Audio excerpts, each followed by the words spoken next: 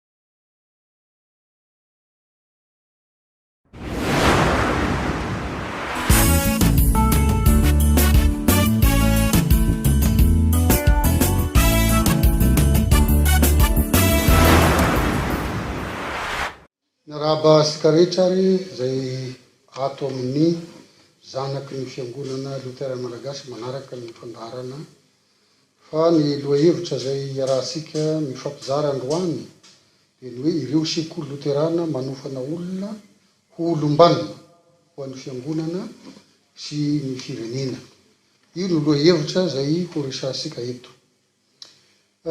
Ny Fiangonana Kristiana hatramin'ny fiorenany dia sy misaraka amina sekoly na hatramin'ny nanombohany aza efa ela no nampiarahan'ny Fiangonana ny atao hoe sekoly sy ny Fiangonana.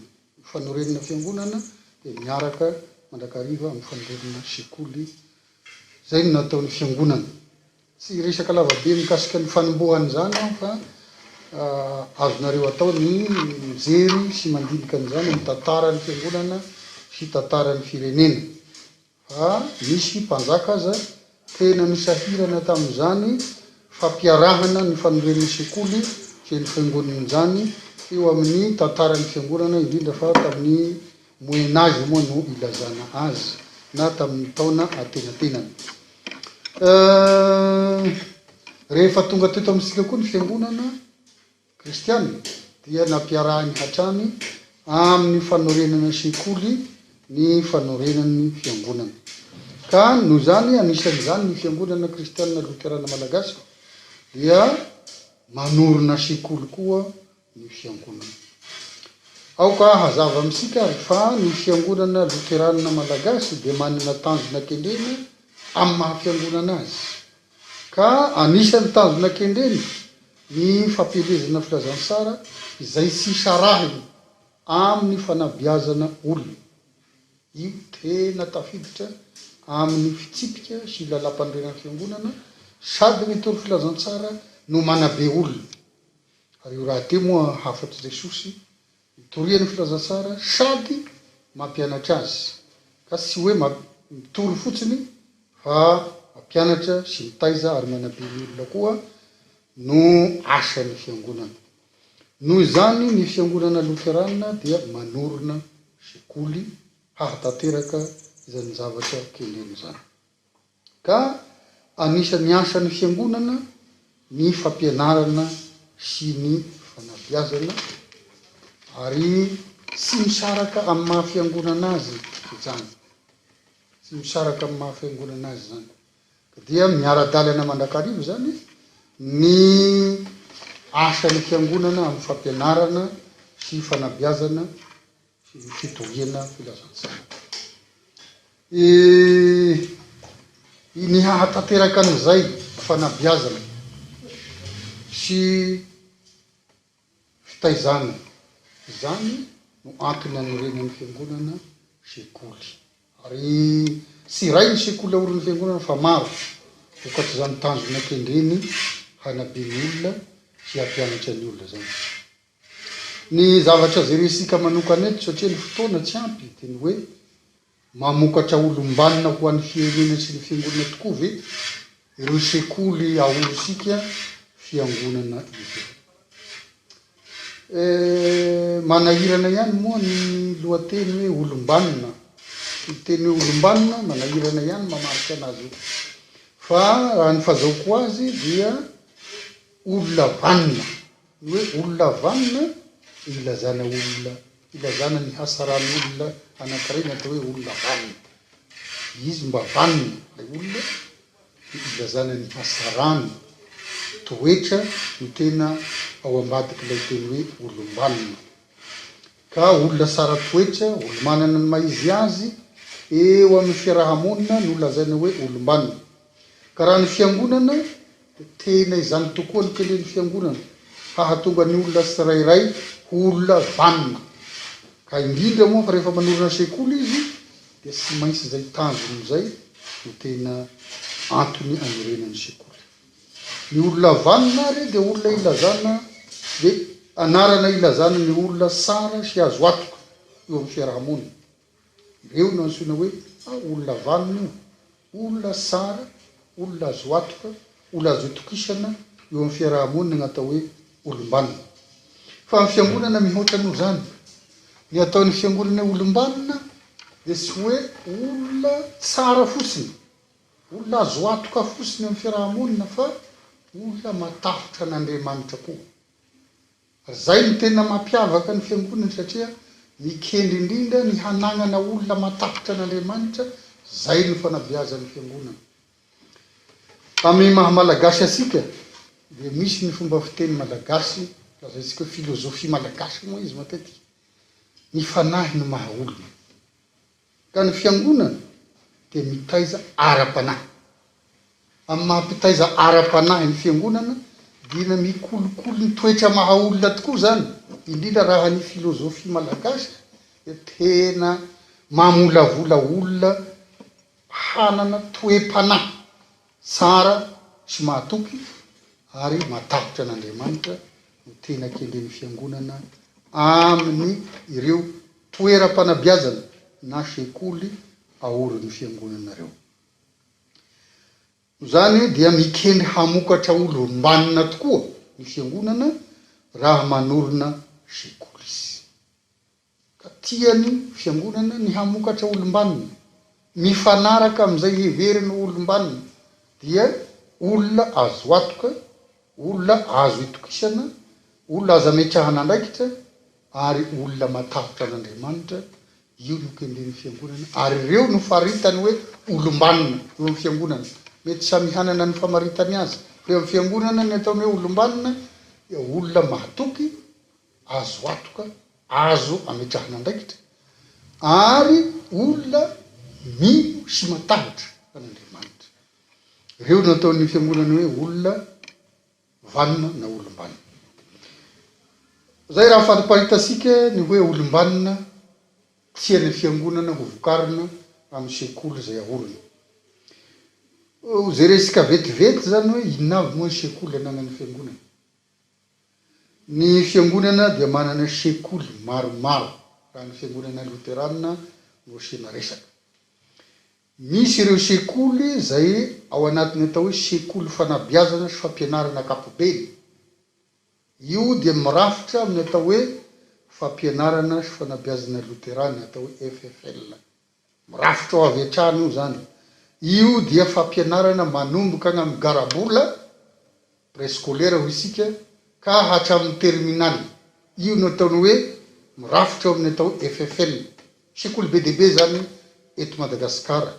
Tsy ary ho voatanisasika eto zay fa maro izy ireo.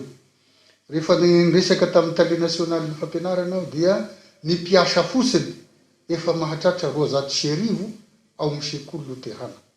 Zay manambara etoko anambarany zany fa tena be dehibe raha ny sekoly miorina mirafitra ao amin'ny FFL. Io dia fitaizana zaza sy tanora ho olom-banona. Araka izay namaritasika ny olom-banona tareloha zany, olona mahatoky, olona azo atoka, olona azo ametrahana fitokisana, olona azo ametrahana andraikitra, sady olona mino sy matahotra an'Andriamanitra. Zay ny kendreny amin'ny amolavolany ny ankizy, amolavolany ny tanora dia mba olona hanana an'izay toetra kendren'ny fiangonana zay. Zay no antonan'ireny sekoly. Tsy mifaninana amin'ny fanjakana izy amin'izany, fa manana ny fikendreny kosa ho amin'ny hahatongavana amin'ny atao hoe olom-banona ho an'ny fiangonana sy ny firenena. Ankoatr'ireo dia manana sekoly fanomanana olona samy hafa koa izy. Olona ho tompona andraikitra zany. Dia ny sekoly fanomanana mpampianatra, sekoly fambolena sy fiompiana, sekoly fanomanana mpitsabo, sekoly fanomanana olona hanao management na entrepreneuria. Ireo no atao hoe LIM. Dia ankoatra zany ny sekoly baiboly, ny SPBM, ny salta, sekoly daholo ireo. Zay mikendry ny hanomanana olona ho tompona andraikitra eo amin'ny fiangonana sy ny firenena. Ireo sekoly fanomanana mpampianatra ireo dia mikendry ny hanasarana ilay sekoly voalazantsika tareloha. Ny sekoly fambolena sy fiompiana dia mikendry ny hanasarana ny fiainan'ny olona tsirairay. Afaka mamboly ara-teknika izy, afaka miompy ara-teknika izy. Ny sekoly fanomanana mpisabo mazava loatra, olona afaka hikarakara ny fahasalaman'ny vahoaka eo anivon'ny fiarahamonina ary ny fitantanana sy ny fandaharahana dia samy mikendry ny fampandrosoana ny firenena daholo zany. Rehefa tonga amin'ny sekoly fanomanana sekoly baiboly na sekoly biblika sika sy ny STPL ary ny tsalita, ireo dia fanomanana olona ho tompon'andraikitra eo amin'ny fitondram-piangonana, satria mitaky olona matihanina hitarika azy ny fiangonana dia nanorona an'ireo sekoly ireo ny fiangonana. Ny sekoly biblika dia fanomanana olona hitarika ny fiangonana atao hoe katekista ny anarany. Reo zany dia tokony olona nahavita fiofanana ao amin'ny atao hoe sekoly biblika daholo no hitarika ny fiangonana mba mahafantatra kapobeny mikasika ny fahalalana ny baiboly. Manomboka eo amin'ny STPL dia mikendry ny fahalalana teolojika. Zay no antony isian'ny STPL, seminaire teolojika. Ny antony dia araka ny voalazako teo hoe mitaky olona matihanina amin'izany asa zany ny fiangonana. Ary ny firenena raha teo mandroso, ny fahalalan'ny olona mandroso, dia tokony fanandrify amin'izany koa ny fahalalan'ny mpitarika ny fiangonana. Eto aho manararaotra mahatsiaro ny firenena rwandaise na Rwanda. Ny firenenan'ny Rwanda nanomboka ny tondran'ny Paul Kagame dia nanova politika eo amin'ny fiangonana. Zao ny zavatra takiany Paul Kagame hoe sy maintsy manana lisansa amin'ny teolojia ny olona ekena hitondra fiangonana, na fiangonana inona na fiangonana inona. Rehefa tsy manana an'izany dia foanany ny fiangonana, satria maro ny olona miseho ho mpitondra fiangonana izy seroa nefa tsy manana fahalalana ara-teolojia akory. Fa namaky baiboly, nandinika baiboly dia efa mihevitra ny teniny ho mpitondra fiangonana. Ka tsy nekeny Paul Kagame zany. Za tsy manao an'izao hoe tokony hanao zany ny firenena malagasy, fa ny tiako lazaina fotsiny dia hoe matoa ny fiangonana hatramin'ny siany nanorina sekoly fanomanana olona hiandraikitra ny fitondram-piangonana dia tena misy antony zany. Aty amintsika fiangonana Loterana farafahakeliny ny olona mitondra fiangonana ny ofana nandritra ny 2 taona katekista zay. Ny olona hitondra fiangonana ka hitondra ny anarana hoe pastora sy lasaky ny 4 taona. Akoatr'izay fianarana ataony, fandalinana samihafa ataony, misy aza mianatra hatramin'ny 12 taona. Ireny mpitondra fiangonana reny. Fa misy sasany mianatra katekomena dia efa pastora ny anarany rapitso. Reny zany dia mety hanahirana indray androany, satria tena fantany ve ny zavatra resahany, tena hainy ve ny mampihatra ny atao hoe contextualisation eo amin'ny fiarahamonina mikasika ny baiboly, sa dia roritiny amin'izay itiavany azy fotsiny. Fa misy fianarana, misy teknika, misy fandalinana zany. Ka ny tiako lazaina dia hoe ny fiangonana Loterana dia manana an'izany. Ary amin'izao dia efa nanokatra ny atao hoe programme doctoral ny fiangonana Loterana sekoly zany. Ina sesasesa tsiaritra fotsiny. Akoatra zany dia manana atao hoe sekoly manokana ny fiangonana Loterana. Ireo sekoly manokana reo singaniko manokana eto izy satria manana isika ny atao hoe fofaja, fofama. Mitambatra ao manko zay fanabeazana rehetra amin'ny jamba sy ny marenina. Satria io no anarana nasionaly etiny.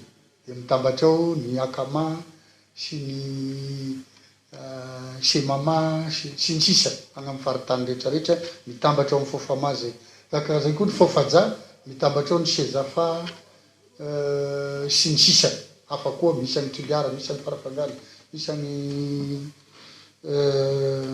izy ty any toerana maro samihafa. Tiako lazaina dia hoe manana sekoly manokana koa ny fiangonana. Ireo sekoly manokana reo dia fitaizana sy fanabeazana ireo olona manokana. Inona reo olona manokana lazaiko? Lazaina amin'ny fomba fiteny mahazatra antsika ihany hoe atao hoe sembana, jamba sy marenina. manana an'ireo ny fiangonana. Ny kendren'ny fiangonana amin'ny sian'ireo dia ny hahatonga ireo olona ireo ho olom-banona koa. Araka efa maritasika ny teo olom-banona dia olona zay olona tsara, mahatoky ary matahotra, mino sy matahotra n'Andriamanitra. Ka sy ny olona tsy misy kilema ihany no beazina hanana an'izay, fa na ireo olona manana kilema koa aza dia tezaina hanana ny maha-izy azy. Ka ny fiangonana dia manana an'izany. Ka manarona sekoly manokana izy ho an'ireo olona reo. Politika vaovao moa ty hoe fampiatiana ty ankehitriny. Fa ny fiangonana hatramin'izay ka hatramin'izao dia manana an'ireo sekoly reo.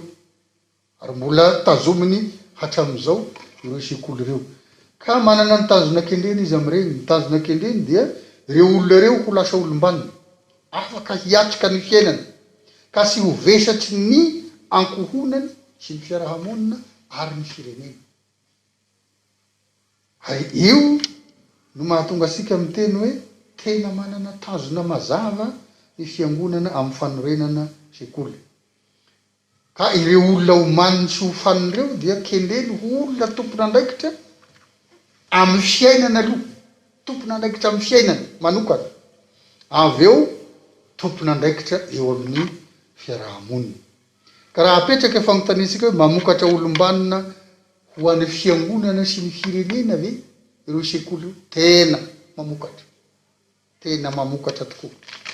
Ary araka ny lazaiko teo, raha tena mandray ny fanabeazana sy fitaizana ataon'ny fiangonana, le olona beazana sy fitaizana dia tena harembe ho an'ny fiangonana sy ho an'ny firenena.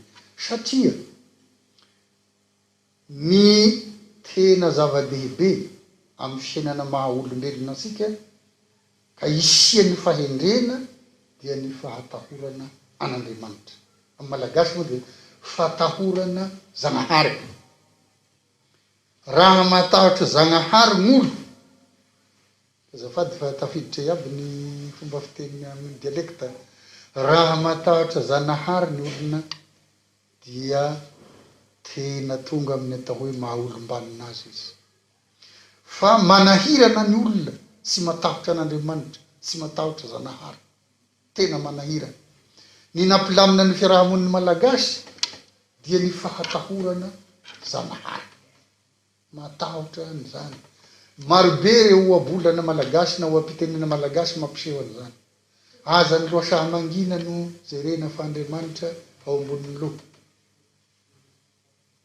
Be dia be ireo fiteny ahitasika fa tena ny ainan'ireo Paolo malagasy ny fahatahorana an'Andriamanitra na fahatahorana Zagnahary.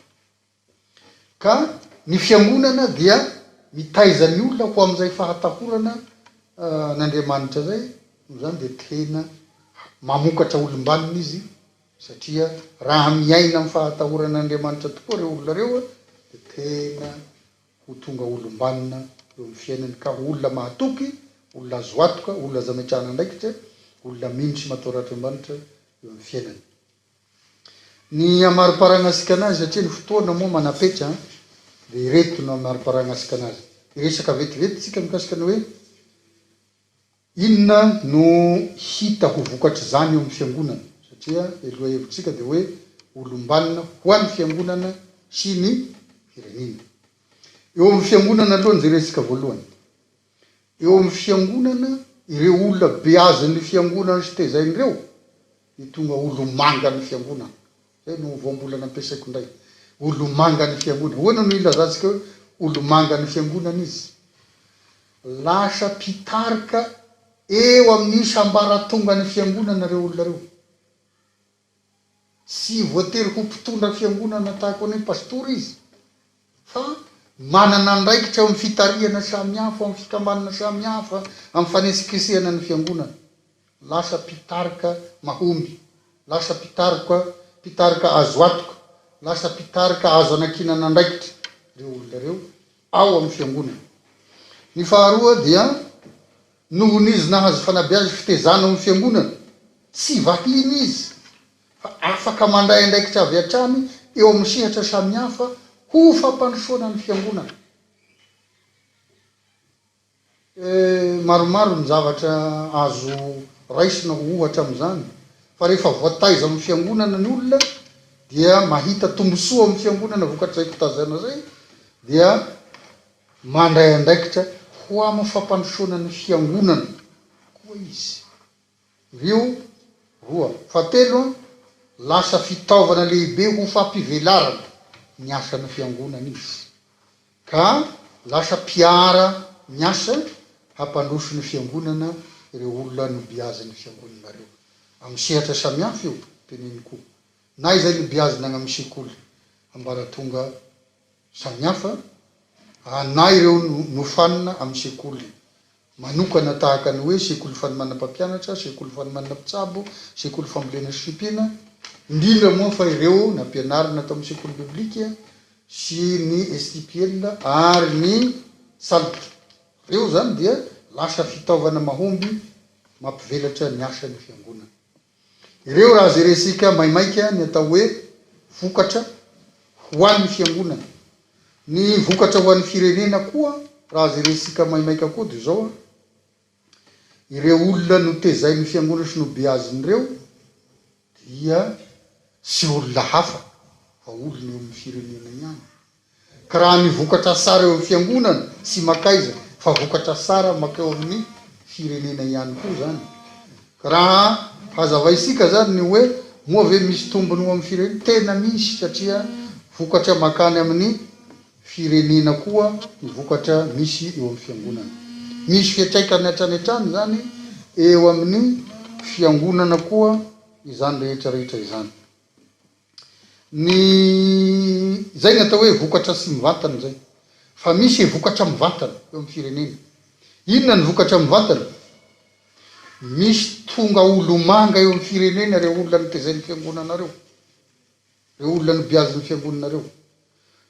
Mety ho lasa minisitra reo, mety ho lasa mpitondra firenena reo, misy chef de service samihafa reo olona nibiazin'ny fiangonana ireo teo amin'ny sekoly mpiangonana.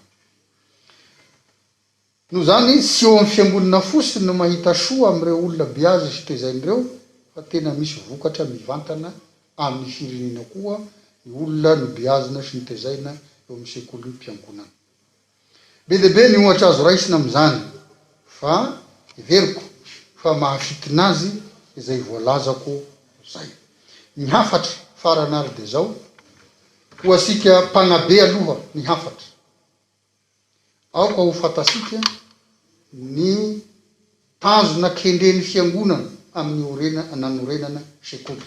Ka raha mpampianatra amin'ny sekoly mpiangonana anao dia sarovy fa misy tanjona kendrena mazava ao, sy fampianarana fotsiny ny atao ao, fa misy tanjona kendrena dia nahatonga ny olona tompona andraikitra, mahatoky, azo atoka, azo ametrana andraikitra, indrindra fa hahatonga anazy olona matahotra mino sy matahotra n'Andriamanitra. Io no hafatra tokony ho sapan'ny mpanabe zay manabe eo amin'ny sekoly mpiangonana zay. Na inona sehatra misy asika dia sarovy zay. Ho asika mpianatra ao amin'ny sekoly, sarovy fa manana tanjona kendrena ny fiangonana amin'ireo sekoly naoron'ireo, ka tokony hagnaraka disiplinina napetraky ny fiangonantsika, hahitasika vokatra tsara amin'izay fanabiazana kendren'ny fiangonana amin'ireo sekoly naoron'ireo. Fa indraindray isika mieritreritra mavesatra ny disiplinina, fa mahasoa asika zany. Maro nahazo tombosoa amin'ny fiainana tamin'ireo disiplinina napetraky ny fiangonana amin'ny sekoly mpiangonana samihafa naorony. Tombosoa ho anao voalohany indrindra, ary tombosoa ho an'ny firenena koa. Manantena fa ho fantasika amin'ny ankapobeny ny zava-dehibe isian'ny sekoly. Ny loha hevitritsika moa dia mazava hoe ireo sekoly Loterana manofana olona ho olom-banona ho an'ny fiangonana sy firenena. Ireo no sekolysika ary tena mamokatra olom-banona ho an'ny fiangonana sy ny firenena tokoa reo, ka tombosoa lehibe ho asika ifisiany. Farany ho asika fiangonana tsirairay, sarovy ireo sekoly na olo sika ireo aoko sika hahatsiaro azy ambavaka ary aoko sika hahatsiaro hanohanazy am'izay tokony azo sika atao mba handrosoan'ireo sekoly ireo satria tombosoa lehibe ho an'ny fiangonana sy ny firenena ny fitiavana. Makasitraka tompoko samy hotain'Andriamanitra isika rehetra.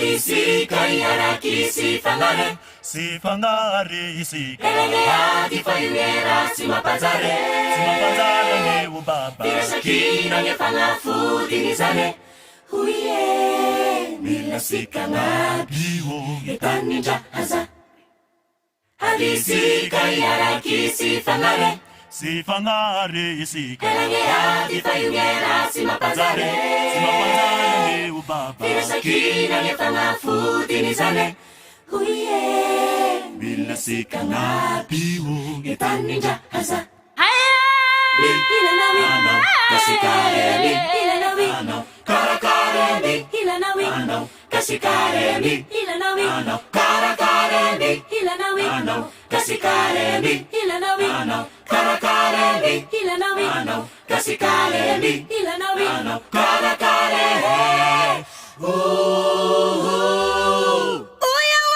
Uyawa ba, uyawa je.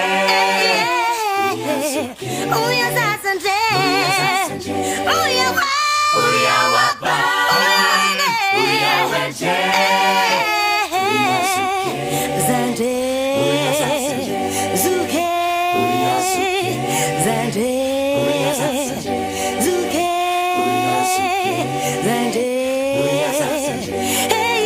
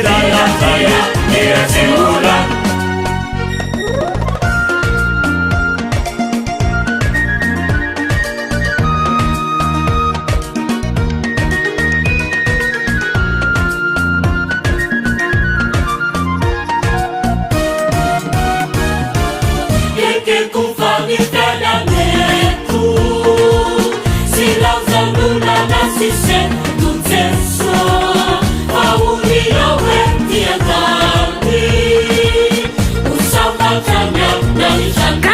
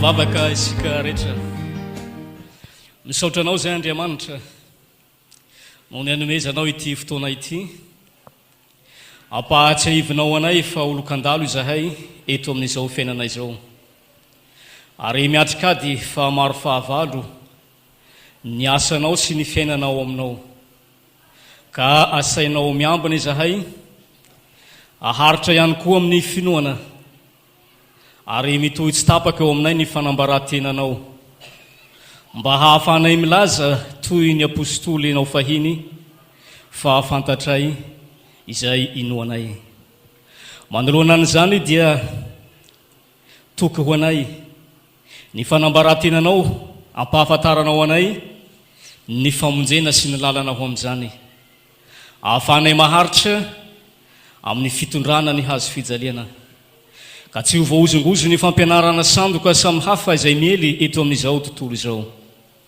ary indrindra haharitra ao aminao ninninona miseho eny fa na dia hitondrana fahoriana aza ny fanatanterahana ny asanao sy ny fikatsahana voalohany indrindra ny amin'ny fanjakanao mihoatra noho ny zavatra rehetra zany tompo no antony atongavana eto andre ny teninao satria ianao dia manambara tena aminay ny alalan'izany teny izany ary rehefa miteny ianao dia milaza ny zava-miafina mandrakariva mikasika ny amin'ny fanjakanao ka dia fampiorenana sy fampitoeranay amin'ny finoana izany ary indrindra hahafanay joro vavolombelona ihany koa ka tsy homenatra ny filazantsara eo anivony izao tontolo izao amin'ny anaranao Jesosy amen.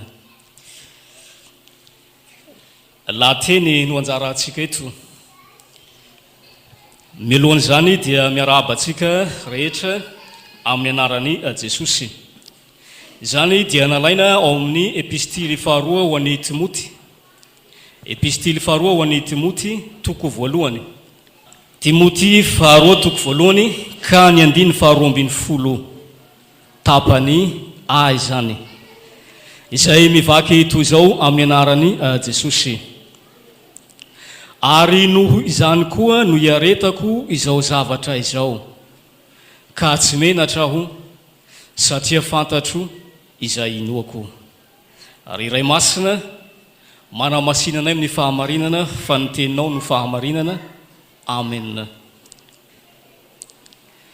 Teny fijoroana vavolombelona izany nataony apôstoly Paoly. Ny tontolo misy an'i Paoly dia any an-tranomaizina izy ary vanim-potoana nampivaivay ny fanenjehana tsy fanenjehana tsotra toy izay fahita ankehitriny fa fanenjehana tena mivaivay ary mihatra amanaina tsy manana fanantenana no afaka ny amponja intsony Paoly fa hitany mialoha izay hihatra aminy fa tsy maintsy handalo sy hiafara eo amin'ny fahafatesana ity figadrany ity eo anatrehan'izany no anoratany ho an'ny Timoty zanany ara-panahy izay anisany tsy nahafoy azy ary anisany reharehan'ny Paoly ka notendrena himpitondra ilay fiangonana tao Efesosy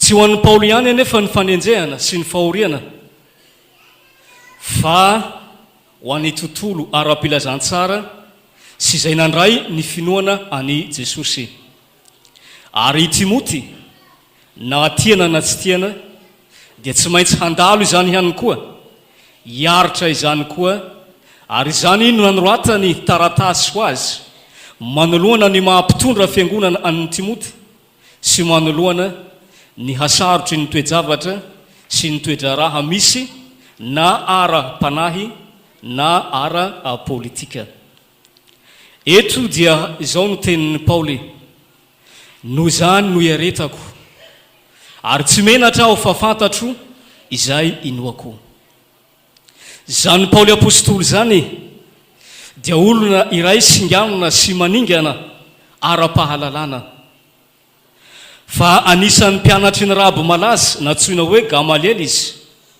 ary tsy salasalana ny iteny fa major de promotion izany Paoly apôstoly izany. Akoatra ny mampianatry ny rabo malaza azy izay nanana ny fahalalana ambony na ara-teolojia na filozofia, dia anisany atokony fariseho ihany koa izy, ka nanana fahendrena ihany koa ara-pitondratena, indrindra fa ny amin'ny fanatotosana izay andidian'ny lalàna sy ny amin'ny fiarovatena manoloana izay andrarany zany lalàna izany.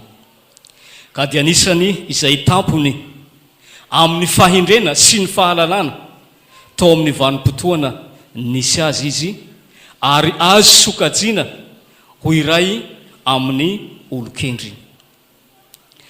Ny fahalalany Paoly an' Jesosy anefa dia tsy fahalalana, satria fahalalana tsy avy amin'ny fanambarantenan'Andriamanitra na ny révélation n'Andriamanitra, fa fahalalana vokatry ny fiezahan'ny saina handinika, hianatra ary hamantatra an'Andriamanitra, izay tsy azo fantarina ary tsy takatry ny saina, fa lalana sy avo ny fiafenan'Andriamanitra sy ny mistery momba azy. Fahalalana ilay antsoina amin'ny teny grika hoe gnos, na fahalalana ara-tsaina. Fahalalana mifangaro amin'ny filozofia n'olombelona sy baikoy ny fampianarana voatolotry ny razana. Io no nahalalany an'i Jesosy, ary nireharehany ka nahatonga azy handray anjara tamin'ny fitoraham-bato any Stefanina, satria aminy amin'ny mahajosy azy dia fahavetavetana izany hoe Kristy na ilay Mesia homboina eo amin'ny hazo fijaliana. Ary amin'ny grika izay tena havanana tamin'ny filozofia sy ny fahendren'ny olona dia tsy hafa fa fahadalana izany. Nahalala an'Andriamanitra i Paoly avy amin'ilay fahalalana notovoziny sy nateraky ny fiezahany saina, ka avy amin'izany ilay olona izay iva dia iva sy ambany dia ambany no te hirehareha hanakatra na amin'Andriamanitra izay tena ambony sy avo dia avo, nefa zavatra impossible ny hahafantatra an'Andriamanitra amin'ny herin'ny saina. Ka itenena ny Lotera ao amin'ny fotom-pianarana manao hoe, mino aho fa tsy ny herin'ny saiko na ny fahalalako no ahaizako mino sy mahalala an' Jesosy Kristy, fa ny fanahy masina no ny taonahy tamin'ny alalan'ny filazantsara. Araka izany dia tilikambony babela ihany no fahalalana tao amin'ny Paoly, izany hoe miezaka hanangan-javatra sy tohatra hiakarana hahafantarana hatrany an-danitra, hitoerana eo amin'ny toerana ambony dia ambony. Ary toy izany no zavatra atsangany olona isanandro isanandro mandraka ankehitrindry ilay tilikambo ny babela, ara-tsaina, ara-boninahitra, ara-pahalalana, ary toy izany ihany koa i Paoly na ara-panahy na teo amin'ny fiazonana ny fampianarana voatolotry ny razana. Zavatra roa no mifandray tao aminy, dia ny fieverany hahafantatra an'Andriamanitra ara-tsaina, ka tamin'izany dia nikendry hanana fahalalana sy fahaizana ambony izy. Ny teny hoe fahalalana eto matsy dia azo adika ara-pamaritana ankapobeny hoe fahaizana sy fahendrena. Ny fieveran'ny sain'ny olona dia tsy afaka hahafantarany an'Andriamanitra. Ary akoatran'izany dia noheverin'ny Paoly ihany koa fa azo takarana amin'ny ezaka izay ataony ny hanana toerana tampony amin'ny fahendren'Andriamanitra ka hahatonga azy hanana fahamasinana sy fahamarinana tanteraka toy ilay ao amin'Andriamanitra amin'ny alalan'ny fiazonana sy ny fanatanterahana ny fampianarana voatolotry ny razana. Tato aoriana i Paoly vao nanaiky tao am-pony fa hay hafa ilay fahamarinana fatany teo aloha sy ny tena fahamarinana araka an'Andriamanitra. Ny ray dia fahamarinana ivelany fa ny fahamarinan'Andriamanitra kosa dia fahamarinana ao anaty. Miainga avy ao amin'ny fo, fa tsy maintsy ny fo no marina aloha. Izay vao afaka hanao asa marina. Ary izany indrindra no ambaran'i Jesosy raha miteny izy, ataovy tsara ny hazo dia ho tsara koa ny voany. Fa ny hazo no mitondra ny voa, fa tsy ny voa akory no mitondra ny hazo. Ny fahamarinana ivelany izay nireharehan'ny Paoly teo aloha dia fahamarinana tsinotsinona ary tsy tanteraka. Ary io ilay nambaran'i Jesosy ao amin'ny toroteniny tao amin'ny Matio manao hoe araka ny valalana sy ny mpaminany, maso solon'ny maso, nify solon'ny nify, tiavany namanao toy ny tenanao. Fa izaho kosa milaza aminao ny hoe tiavany fahavalonao ary mivavaha ho an'izay manenjika anao. Araka ny voalaza ny mpaminany sy ny lalàna dia izao no ambarany aza mijangajanga. Fa izaho kosa milaza aminareo fa izay ny eritreritra tao am-pony hila vehivavy nijery azy ka ny eritreritra ila azy dia efa nijangajanga tao am-pony. Ary toy izany koa ny vehivavy izay mba efa nieritreritra tao am-pony ho jerendehilahy ka ilainy dia samy efa nijangajanga. Manolohana ianao izay nofo amandra, manoloana n'izany fahatanterahana takian'Andriamanitra izany, tsy amin'izay miseho ivelany hany fa hatrao anatin'ny fo. Moa afaka ilaza fa marina ao anatrehan'ilay tompoko sy tomponao fa hoy ty mpandinika iray, raha hatsangana eo anatrehan'ny fahamarinan'Andriamanitra isika sy ny tena fahamasinany dia tsy misy izay hanavaka ahy sy ianao amin'ny devoly.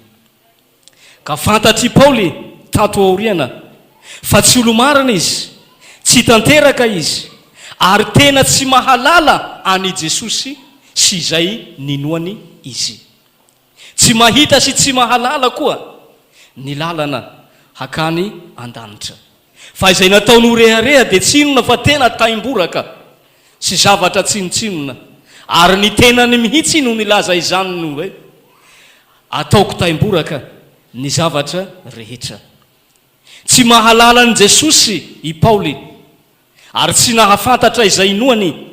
Maneho izany indrindra ilay toe-javatra niseho taminy raha handalana ho an'i Damaskosy izy hanenjika ireo mpanaradia an'i Kristy.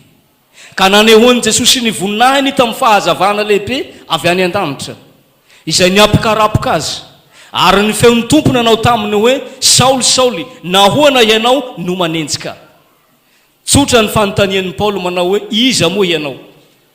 Ny teny hoe iza moa ianao dia mandratsana ilay fahalalana noheveriny fa fahalalana teo aloha ho tsy izy, ka asehony ny fanontaniany fa hay tsy fantany Jesosy, hay tsy fantany izay inoany. Fa ny tompo no niteniny taminy hoe izaho izay enjehinao no Jesosy, na izaho no ilay Kristy. Midika izany fa misy pejy vaovao ny amin'ny tena fahalalana an'Andriamanitra, fa tsy avy amin'ny heritsaina na ny fahendrena izany, fa tsy misaraka kosa amin'ny fanambarantena ataon'Andriamanitra. Andriamanitra no manambara ny tenany amin'ny olona vao afaka mahafantatra azy isika, satria ambony Andriamanitra ary tsy hitanao ny lalana makany. Fa hoy Lotera, raha ivelany Jesosy sy ny fanambarantenany no hitadiavana an'Andriamanitra dia tsy hahita azy ianao, eny fa nahiakatra any an-danitra aza. Ary amin'izay fotoana izay raha hitanao Andriamanitra dia Andriamanitra no heverinao fa devoly, ary ny devoly kosa no saininao fa io no Andriamanitra. Ary maro no tratry zany amin'izao fotoana izao. Tsy maintsy ao amin'ny fanambarantenan'Andriamanitra ihany no isian'ny fahalalana marina sy madio ary tsy misy fahadisoana ny amin'Andriamanitra. Ka amin'izany dia Andriamanitra no midina miseho ao amin'ny olona, fa tsy ny olona no miakatra hitady sy hamantatra an'Andriamanitra. Ao amin'ny Kristy no nanambara ny tenany tamin'ny Paoly. Ka tato aoriana i Paoly dia izay noheverina ho rehareha tao aloha no nambarany fa taimboraka avokoa izany. Ary fantatry Paoly fa hay ny fahendren'ny olona sy ny fahalalana ao amin'ny olona dia tena fahadalana amin'Andriamanitra. Fa ny fahadalan'Andriamanitra kosa izay miseho amin'ny fanambarantena sy ny fitorian-teny dia ambony noho ny fahendren'ny olona. Nanambara ny tenany tamin'ny Paoly Jesosy, izaho izay enjehinao no Jesosy. Avy amin'izany no nisiany fahalalana vaovao teo amin'ny Paoly, ary hatreo izy voasahy milaza eto amin'ity teny ity hoe fantatro izay inoako. Io fahalalana ao amin'ny Paoly io dia tsy ilay fahalalana teo aloha intsony, tsy ilay tilikambony Babela intsony, fa noho ny amin'ny Jesosy nampiseho tamin'ny Paoly ny voninahiny. Izany akory tsy tokony hahatonga ny Paoly hiditra indray ao amin'ny teolôzian'ny voninahitra vaovao toy ny misy ankehitriny, fa kosa Jesosy nampiseho aminy voninahiny mba haninona hoentiny mamono izay maha Paoly an'ny Paoly, ary nampietry ny Paoly izy mba hazahoany manandratra azy. Nambaran Jesosy aminy fa tsy mahalala izy mba hahafahany manambara ny tenany aminy. Ary zany no fiasan'Andriamanitra, izay tiany ho velomina dia tsy maintsy vonoiny aloha, ary izay tiany hasandratra dia tsy maintsy ahetriny, ary izay tiany hampahafantarana ny azy sy ny tenany dia tsy maintsy hasehony sy hahetriny ianao fa tsy mahalala. Ka amin'izany ny hendry dia tsy maintsy ho tonga adala, ary ao amin'ny fahadalana no iakarana ho amin'ny tena fahendrena. Zany no dingana sy ambaratonga no lalova ny fahalalana tao amin'ny Paoly apôstôly. Ka eto i Paoly raha miresaka hoe fantatro izay inoako dia ialohava ny teniny hoe noho zany tsy menatra aho, ary manazava ity ilay teny nambarany teo aloha ao amin'ny Romanina manao hoe tsy menatra ny filazantsara aho, satria fantatro fa herin'Andriamanitra ho famonjena izay rehetra mino izany. Nahoana izy no tsy menatra ny filazantsara? Satria izy ao amponja dia niala azy avokoa ny mpanarady azy, fa izao no teniny hoe ilioka ihany no sisa eto amiko. Zany hoe matsy ny fomba ny olona toy ny lalomanga ihany isika ka mivorivory any amin'izay misy ny hena, fa tsy fanao ny olona loatra ny mitaingina soavaly maty. Ary rehefa tsisy ilana azy tsony i Paoly fa ny antrano maizina ary handalo fahafatesana dia nanomboka niala azy avokoa ny azy rehetra. Fa iray amin'izay mbola nitoetra ao amin'ny fitiavana azy i Timoty, izay anoratany eto satria lavitra azy nefa akaiky ny fony ity apôstôly ity. Anoratany i Timoty satria nahoana fantany fa haharitra ny fotoan-tsarotra sy ny fanenjehana ho lalovany. Ka amin'izany dia efa tsinjon'ny Paoly ny toe-javatra mety hiseho amin'ny Timoty sy ny zanaky ny filazantsara rehetra. Ary raha mijery sika ny taratasy ny soratany Jaona ho an'ny Timoty araka ny apokalipsy toko 2, ilay taratasy ho an'ny fiangonana tao Efesosy, dia i Timoty indrindra lay ambara hoe lazao amin'ny anjely ny fiangonana ao Efesosy: fantako ny faharetanao sy ny tsy fahazakanao ny mpanao ratsy ary halanao ny asany Nikolaita saingy efa niala ny fitiavana voalohany hianao noho zany dia manateny kely aminao aho.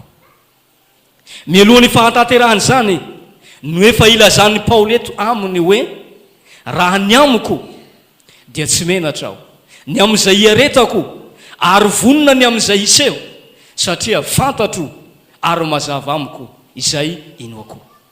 Ka repetition fanondroany izay fanambarany tao amin'ny Romanina no hita eto dia ilay teny lehibe sy mezinezina nataony hoe tsy menatra ny filazantsara aho na dia hiaritra amin'izany aza satria fantatro fa herin'Andriamanitra ho famonjena izany.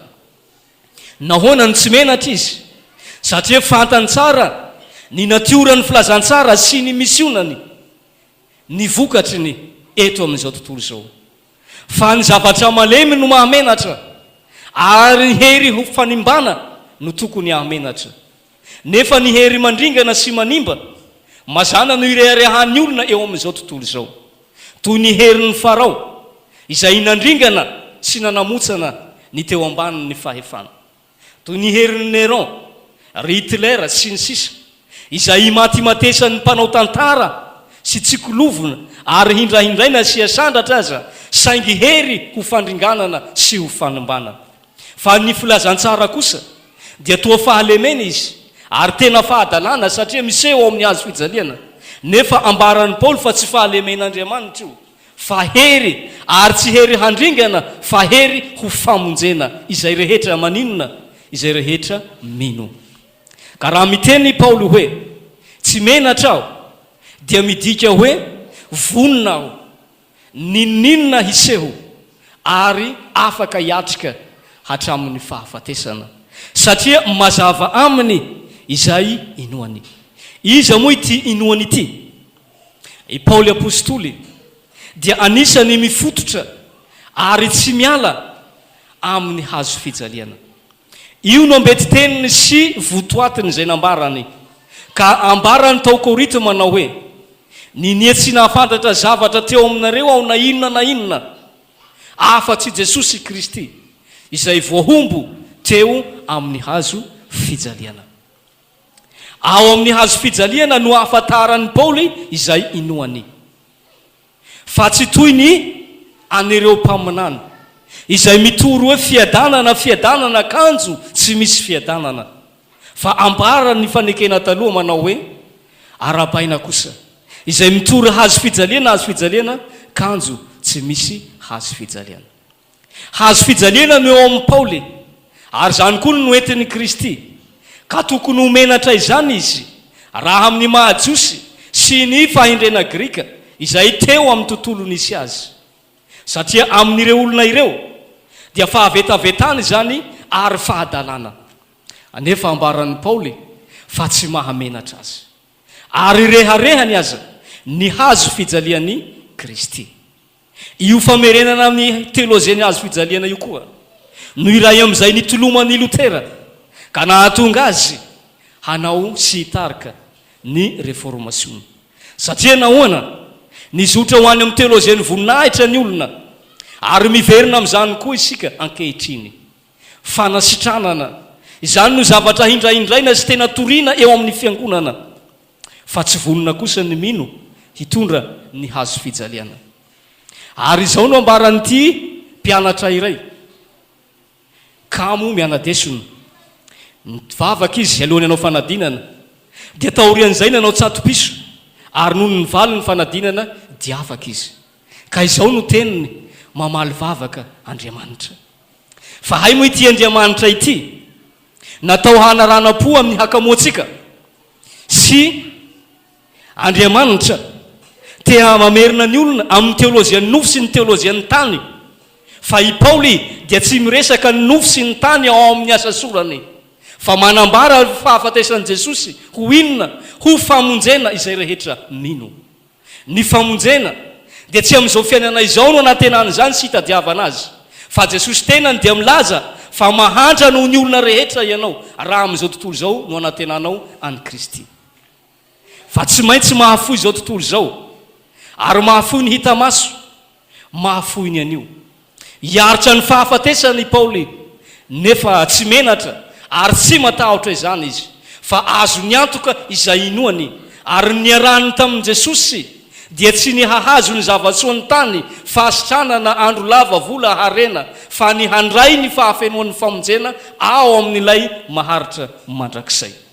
Izany no ijoroan'ny vavolombelona amin'ny Timoty eto, ary ampianarana ihany koa ny mpiandry ankehitriny tsy hitady an'i Jesosy amin'ny teolozian'ny tany, ny nofo sy izao tontolo izao, fa hikatsaka sy hiaraka amin'ny Kristy, hitondra ny hazo fijaliana handova ilay maharitra mandrakizay. Moa fantatrao ary va izay inoanao, sa tsy mbola nahalala azy toa ny Paoly ianao, ka manangana tilikambony Babela amin'ny endrika maro samihafa eo amin'ny fiainanao, fa tsy manaiky hietry ao ambanin'ny hazo fijalian'i Kristy, ary manaiky hitondra zany hazo fijaliana zany miaraka aminy. Fa izay mahalala an'i Kristy dia tsy maintsy mandany tenany izy ary hitondra ny hazo fijaliana, mahafoy ny anio fa hanatena ny apitso, ary mahafoy ny hita maso mba handova izay tsy hita maso.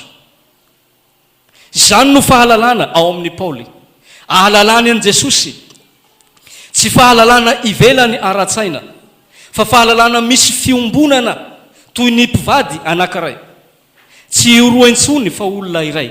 Ary tenenany Paoly ao amin'ny teoloziana manao hoe ankehitriny tsy izaho tsony no velona, fa Jesosy mihitsy no velona ato anatiko. Ka amin'izany dia tsy maintsy mietry izy fa hitombo ao aminy kosa Kristy, ary manaiky ho faty izy mba ho velona Jesosy. Io no tenin'ny Lotera ihany koa, raha noentina ho any orma izy mba haninona ho tsarainy, ka nisakana azy ny namany hoe aza makany ianao, fa tsy maintsy hodorany papa amin'ny afo. Nefa izao no teniny, aoka Lotera ho faty fa Jesosy kosa ho velona. Izany no ao amin'ny finoan'ny olona mahafantatra izay inoany. Ka raha mandositra ny hazo fijaliana hatrany ianao dia tsy mbola fantatrao izay inoanao, ka amin'izany dia mangataha ny fanambarantenan'Andriamanitra sy ny fanehoan'Andriamanitra ny voninahiny, tsy hametraka voninahitra aminao anefa, fa hamono ny maha ianao anao mba hampitombo an'i Kristy ao aminao. Fa izay rehetra tian'Andriamanitra ho velominy dia vonoiny aloha, ary izay tiany hasandratra dia ahetriny aloha. Izay tiany hampahafantarana ny tenany dia tsy maintsy hampahambarany fa tsy mahalala sy ianao. Nandalo izany ny dinga mpanofanana an'ny Paoly apôstoly, ka hitenenany eto hoe fantatro izay inoako. Ho an'Andriamanitra ny voninahitra taloha indrindra ary mandrakizay. Amen.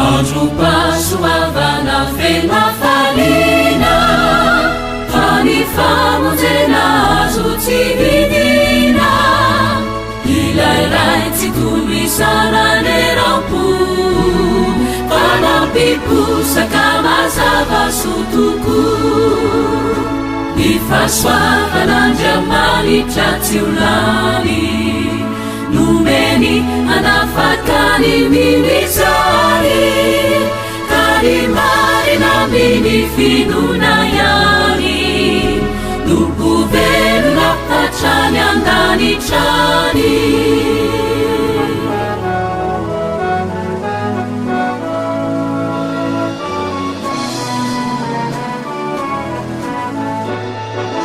Dai Jesus signali chani faulina Umaubutami Asa Fitoriany Elibetukuni fitiavana Ibinuasi dinatauni wavani Nifasoavana andriamanitra tsy olany Numeni anafakani minisari Kalimarina mini finuna yani Nukuveluna achani andani chani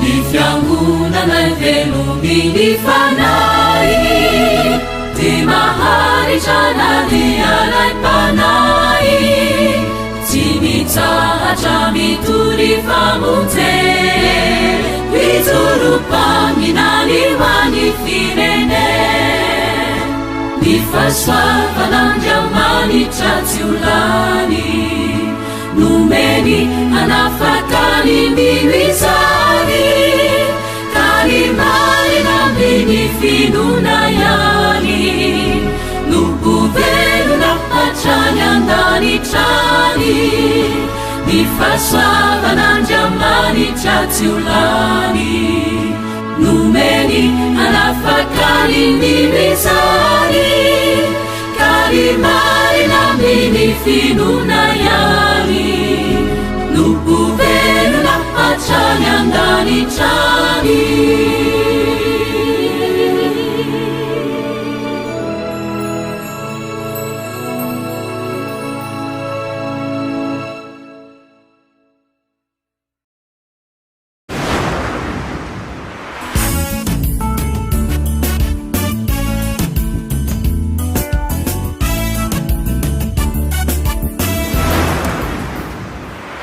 Topoko misotranao indrindra zay Andriamanitra rainay tsara indrindra ny an-danitro fa mahazo ity fotoana ity zahay zay ahafahanay mianatra ny amin'ny teninao ary indrindra mandray ny hafatra avy aminao ka hanatanterahanay ny asa ny antso iraka zay ampanaovinao ho anay Sarotra tokoa ny manatanteraka zany asanao zany satria tsy takatry ny olombelona zany fa mangataka ny fanainao masina kosa izahay hitarika anay ka hanome anay fahendrena mba hahafahanay manao ny asa ampitiavana ho voninahitrao zay ny antso sy ny fidy anay koa taio indrindra ary izao fampianarana izao Jesosy io raiso ho antakasitranao ary zay rehetra mandray zany ihany koa dia handray ka hanao ny asa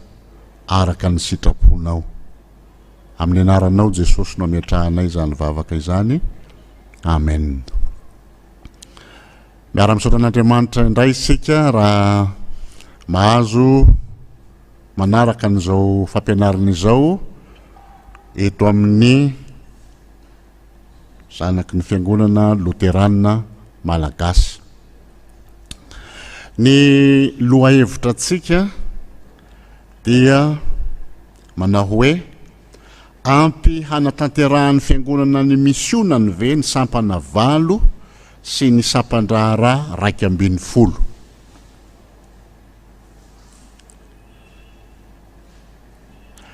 ny fanevantsika amin'izao 10 taona ny zanaky ny Fiangonana Loterana Malagasy zao a dia zay voasoratra amin'ny Hebreo toko 10 ny andininy 420 manao hoe amin'ny anaran'i Jesosy aoka isika hifampandinika hampandroso ny fitiavana sy asa tsara zany no fanevantsika rehefa mijery an'izao loahevitra izao sika dia tsara raha ety am-piandohana mijery ny amin'ny hoe ahoana ny andohany zany Fiangonana Loterana Malagasy zany satria tena ao anatin'ny sehatra ny Fiangonana Loterana Malagasy sika no miresaka dia ho hitantsika ao zany a ny amin'ny hoe ny andohan'ny Fiangonana Loterana Malagasy a ny rafitra ny Fiangonana Loterana dia hojerevantsika ihany koa ireo sapan-draharaha sy ireo sapana velona ao amin'ny fiangonana dia ho hitantsika ao anatin'izany ny amin'ny hoe ahoana ny fomba fanatanterahana ny asa amin'ny maha asan'ny fiangonana azy dia manao ny famaranana isika ao aorianan'izany fa tsy afaka hamaly ny valiteny ato hoe ampy hanatanterahany fiangonany misionany ve ny sampana valo sy ny sampan-draharaha zany hoe miandry zay resaka avy amintsika aho zany a dia eo indray tsika mandamina ny resaka manaraka ny fampianarana manaraka ny Fiangonana Loterana Malagasy ny andohan'ny Fiangonana Loterana Malagasy teto Madagasikara dia vokatry ny fitoriana ny filazantsara nataon'ireo missionnaire avy tamin'ny missiona norvégienne NMS zany nanomboka ny taona 1920 sy ny missiona amerikanina na ALC nanomboka tamin'ny taona 1920 tao betafo no niorina ny trano Fiangonana Loterana voalohany teto Madagasikara ary John Eng no Pastora Loterana voalohany tao ny Fiangonana Loterana Malagasy dia fiangonana tsy mitsaha mitombo indrindra eran'izao tontolo zao amin'ny Fiangonana Loterana maneran-tany zany amin'izao fotoana zao a dia efa eo amin'ny 3 millions eo a ny mpino Loterana eto Madagasikara ny rafitry ny Fiangonana Loterana Malagasy dia voalamina araka ny rafitra synodal ka ahitanan'izao ny fiangonana isan-toerana maromaro mifanakaiky no mitambatra ho fitandremana ny fitandremana maromaro mifanakaiky no mivondrona ho fileovana ny fileovana maromaro no miray ho synodam-paritany ary reo rehetra reo no mamorona ny FLM manontolo zay tantanany natao hoe synoda lehibe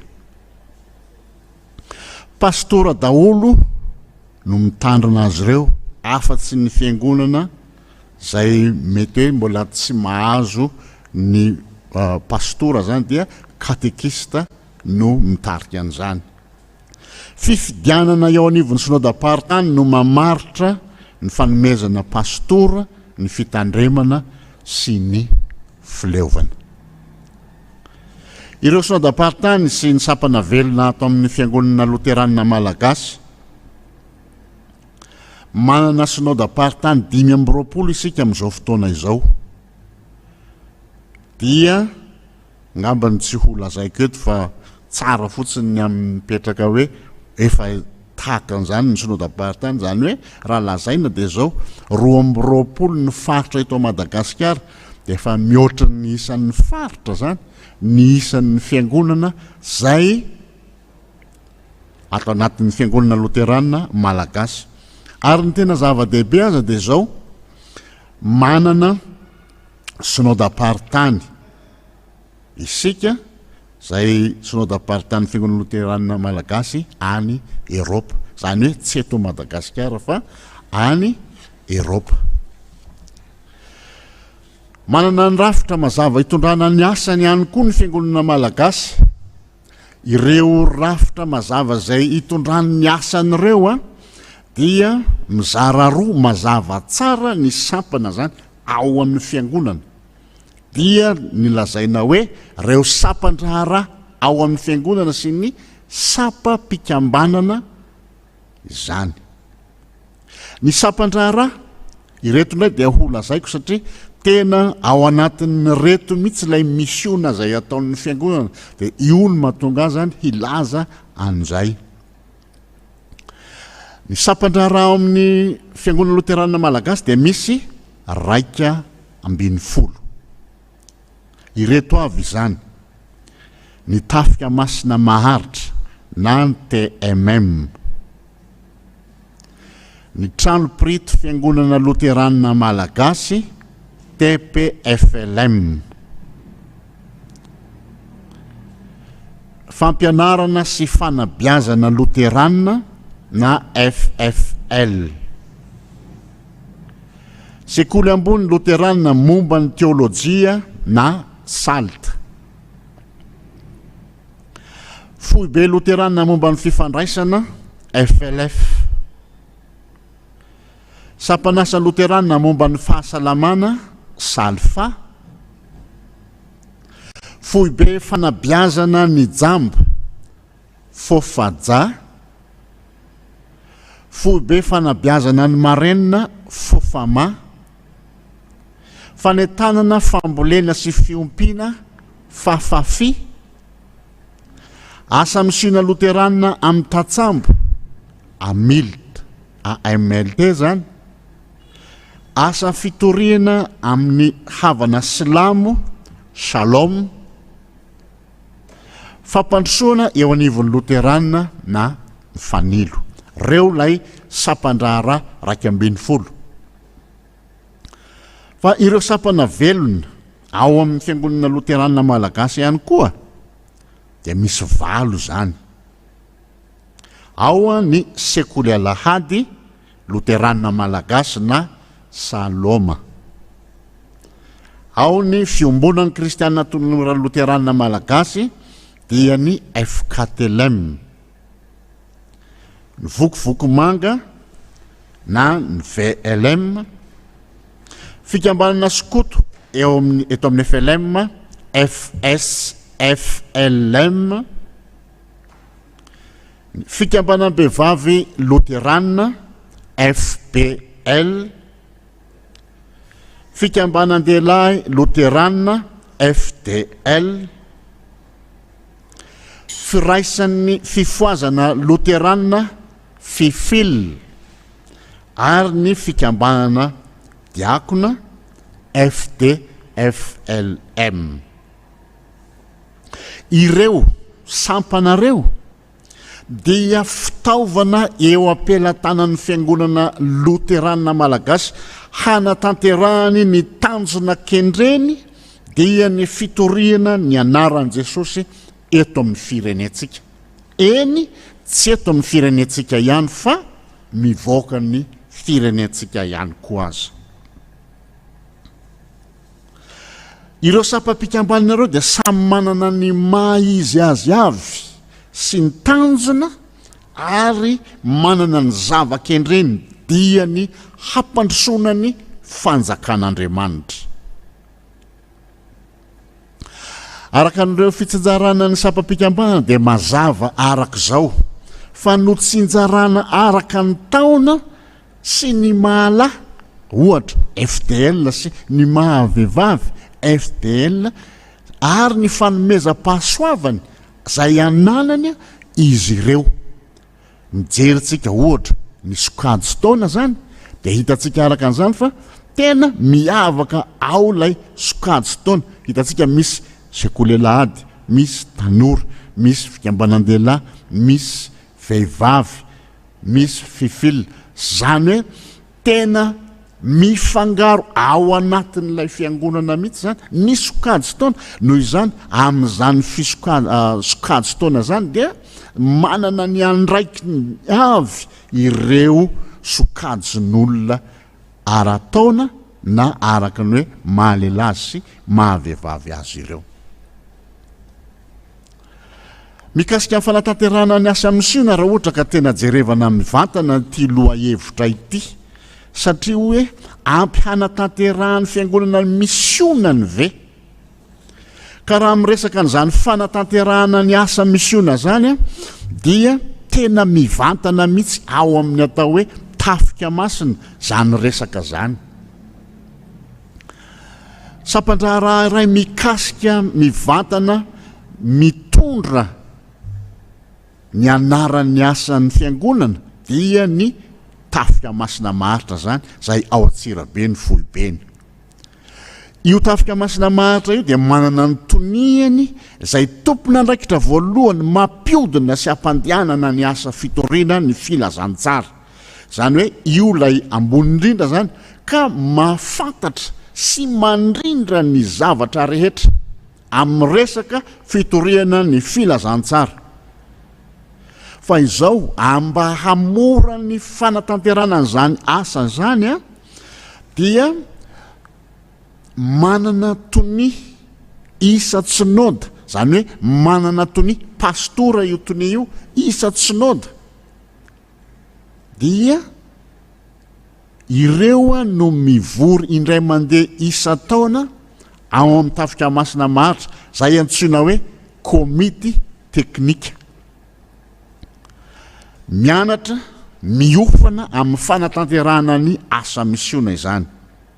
Avy eo rehefa vita zany fiofanan'ireo tonia ireo indray dia ireo tonia isa-tsapanareo tonian'ny tafika masina zany, ireo indray no manangana ny vaomieran'ny tafika masina isa-taona. Io vaomieran'ny tafika masina isa-taona io natao hoe VTM, ho fantarana ny fanjakan'Andriamanitra izany. Io VTM io fataloha isika dia nanana fomba fijery tahaka an'izao.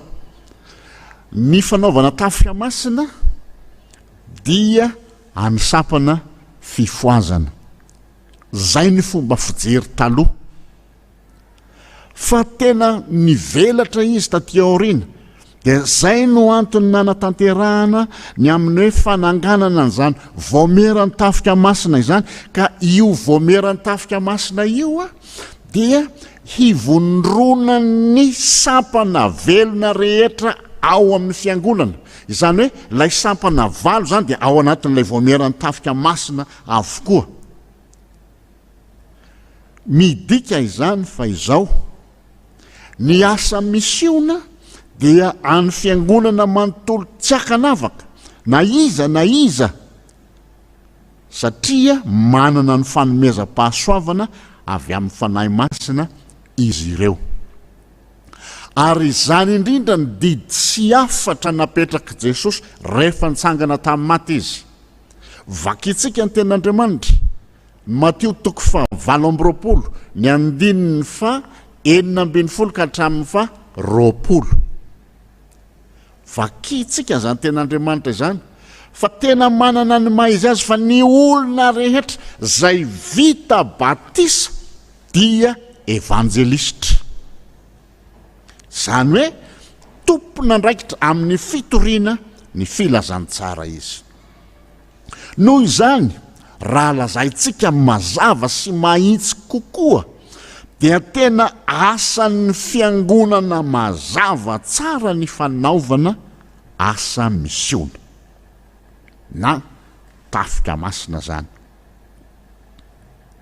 Ny asan'ny fiangonana araka ny fantatsika dia izao hizara marina sy madio ny tenin'Andriamanitra sy ny sakramenta. Ny olona vokon'ny tenin'Andriamanitra no olona mahavita n'izany asa misiona izany. Satria matsy ny asan'ny fiangonana lahara-pahamehana voalohany indrindra zay tsy maintsy ataony dia ny tafika masina. ka raha olona tsy voky ny tenin'Andriamanitra zany dia hitantsika araka an'izany fa zao tsy afaka hanatanteraka mihitsy ny tafika masina. Ka ireo sampana valo ireo amin'ny mahasampana azy dia manana ny laminany sy ny programmany tsirairay avy ao amin'izay misy azy amin'ny mahasampana azy. Fa izany lamina sy programmany zany no entina makao amin'ilay voamierany tafika masina dia ny voamierany tafika masina mandamina sy mandrindra hatamteraka an'izany asa misiona izany. Rehefa miresaka momba n'izany tafika masina izany na izany asa misiona izany dia izao fanirahana ny olona rehetra hivoaka ny efitran'ny fiangonana hitondra fahazavana ho an'ireo tsy mino ny famonjen'i Jesosy no baiko voalohany tsy maintsy tanterahany.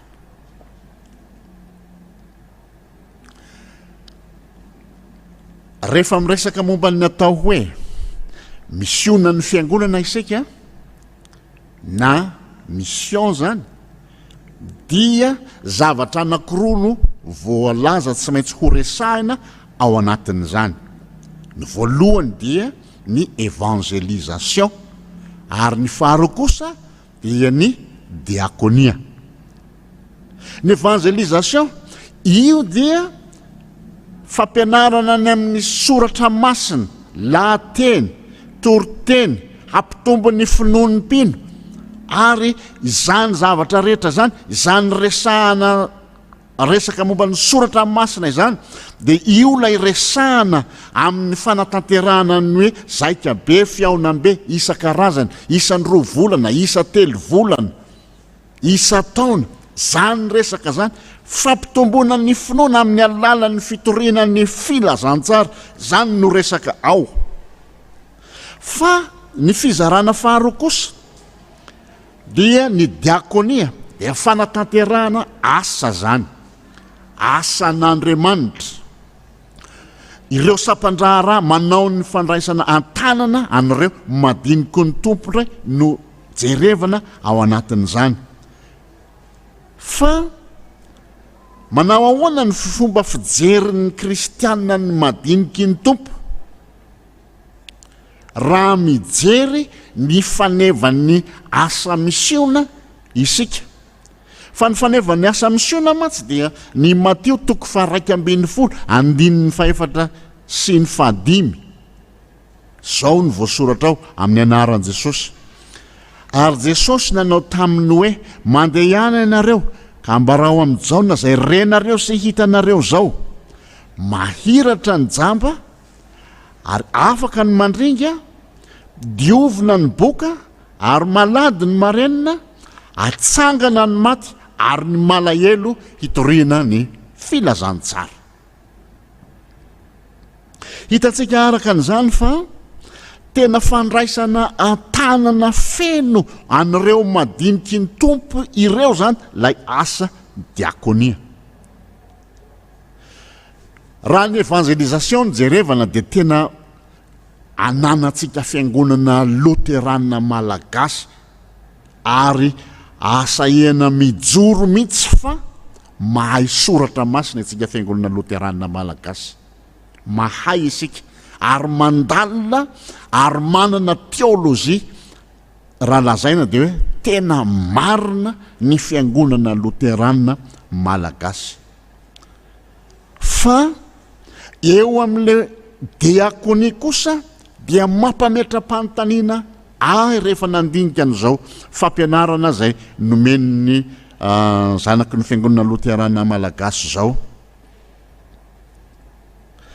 Manao ahoana zany ny tonga ao anatin'ny eritreritro ny tetibolan'ny fiangonana amin'ny fanatanterahana ny asa diakonaly ao amin'ny fiangonana.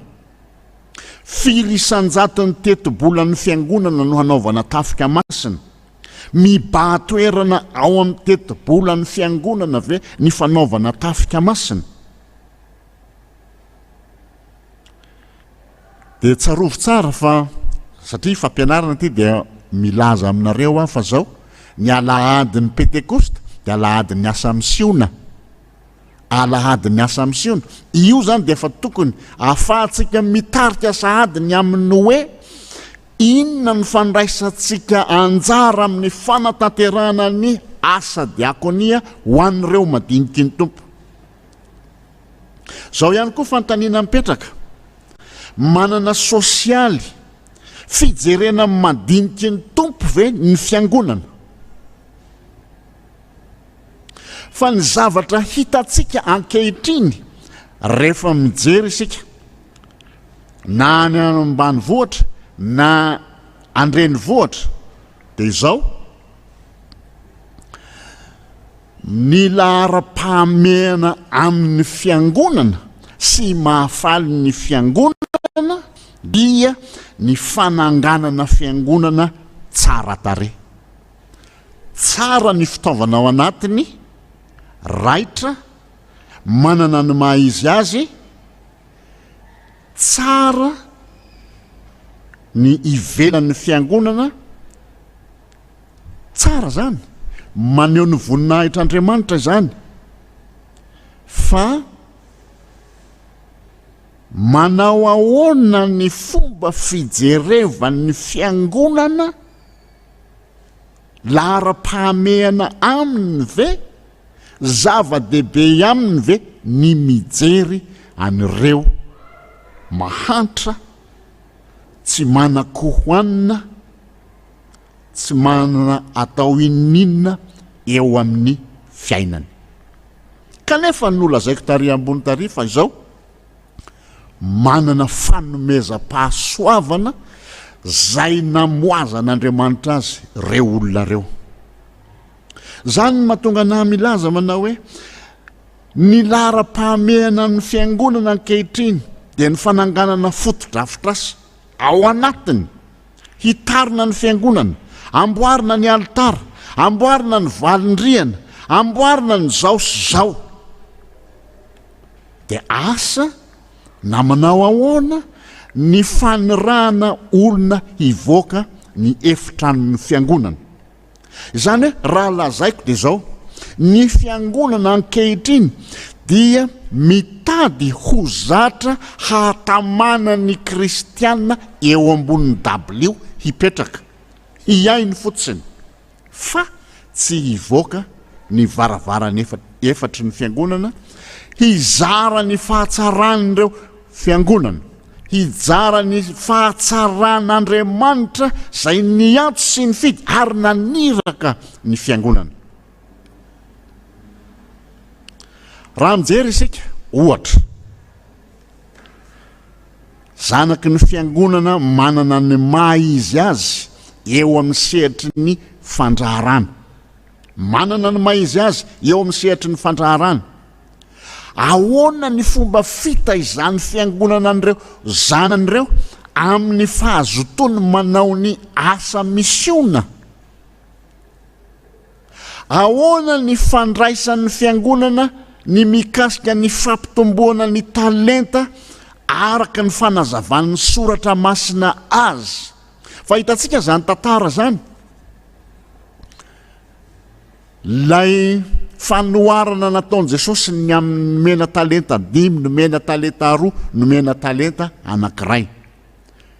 Lay nomena talenta 5 dia hitantsika tsara fa zao tena nampitombo izany talenta izany, dia nomen'Andriamanitra dera, nomen Jesosy dera, fa mpanompo mahatoky ianao.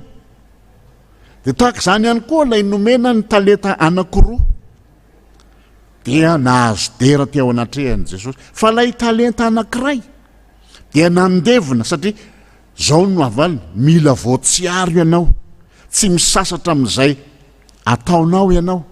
Io mitady ho toetra ny fiangonana ankehitriny, mandevina talenta, manatavy ny tenany ao dia aleviny ho azo ao anatin'ny fiangonana ao ny fanomezam-pahasoavana zay nomeny Jesosy azy. Fa tena manana anjara lehibe isika kristianina amin'ny fitaizana an'ireo zanatsika fiangonana ireo. Andenga tsika hijery anankiray fotsiny, ohatra hoe ndao tsika hijery sampana anankiray ahafahantsika hanazava azy hiditra lalindalina kokoa ny amin'ny fijerevana andreo zanaky ny fiangonana. Ohatra, sampana KTLM. Ny KTLM dia misy rantsana ao anatiny ao dia ny chorale zany. Ireo chorale ireo no mihira ao anatin'ny fiangonana. Ireo no manatanteraka ny evangelisation any amin'ny fiangonana, amin'ny anirahan'ny fiangonana azy, na mandeha mamangy fiangonana amin'ny alalan'ny hira zany. Io no mitady hipetraka hitriny mipetraka fotsiny no tahaka an'izay. Fa manana asa zay tokony ataony ihany koa izy, misy rantsana zay, misy tokony isy rantsana ao anatiny zany KTLM zany. Ohatra, rantsana sport. Za zao raha ohatra ka lazaiko hoe za tsy mahay mihira, dia nefa za te hiditra ao anatin'ny KTLM, dia miditra ao anatin'ny rantsana zany, dia miditra ao anatin'ilay rantsana KTLM, dia miditra ho mpanao sport. Izy zany KTLM zany. Satria zay mafikambanan'ny kristianina Loterana azy.